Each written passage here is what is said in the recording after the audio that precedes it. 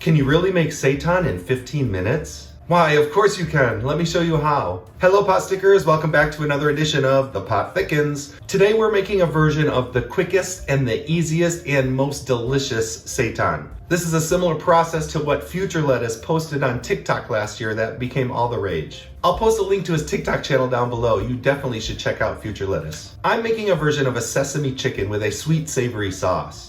As my son described it, it's like Panda Express, but better. It starts with vital wheat gluten. In the video that Future Lettuce posted last year, he started with 100 grams of vital wheat gluten. I'm actually upping this recipe a little bit to start with 150 grams. So that goes into a bowl. I'm also adding in 30 grams of all-purpose flour.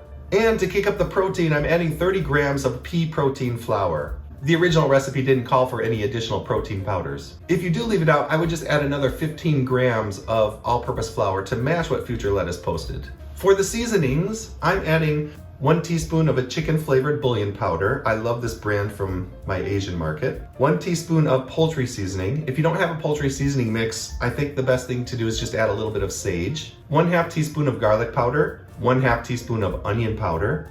And a pinch of salt. Mix all of these dry ingredients together well. Now you just want to add enough warm or lukewarm water just to get this to come together into a dough ball. Add that water a little bit at a time. I'm starting with about 3/4 of a cup of water. You can see all of the wheat gluten flour hasn't been moistened, so I'm adding a little bit more water.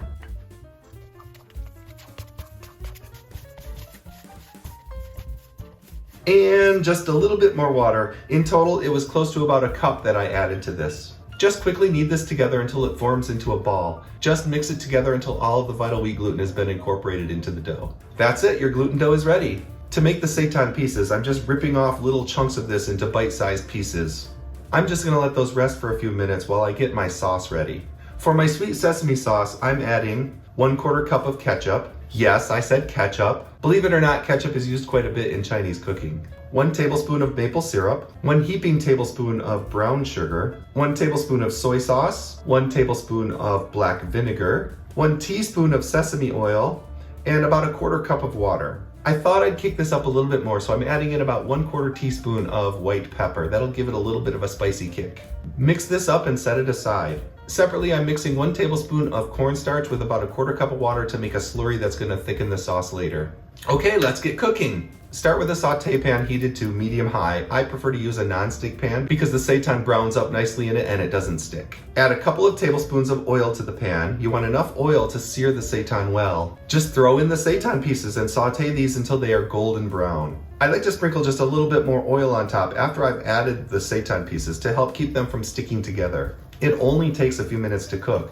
Turn them over, toss them around in the pan until all the sides are browned. Once you've achieved a good sear on the outside of the seitan pieces, next you want to cook it all the way through, and this takes about 10 minutes. Turn the heat down to medium-low. You could just put the lid on at this point and let it cook for 10 minutes, but I like to add a little bit of water to let the seitan steam. I find that it prevents burning and the steam cooks the seitan through a little bit better. And it makes for a nice texture inside the seitan. I found if I don't add some water, the pan gets a little bit too hot and the seitan can burn. The outside will not be quite as crispy, but it does remind me of what you might get in a Chinese takeout restaurant. Cover this and cook it for about 10 minutes. Check it every now and then, and if it gets a little bit too dry, just add a little sprinkle of water to it. If you do want it crispier, you could try it without the water, but I would suggest cooking it with a little bit of water to steam it, and then coming back later after that water has evaporated and cook it with a little bit more oil until it crisps up again. You'll find after 10 minutes of steaming, the water is all evaporated.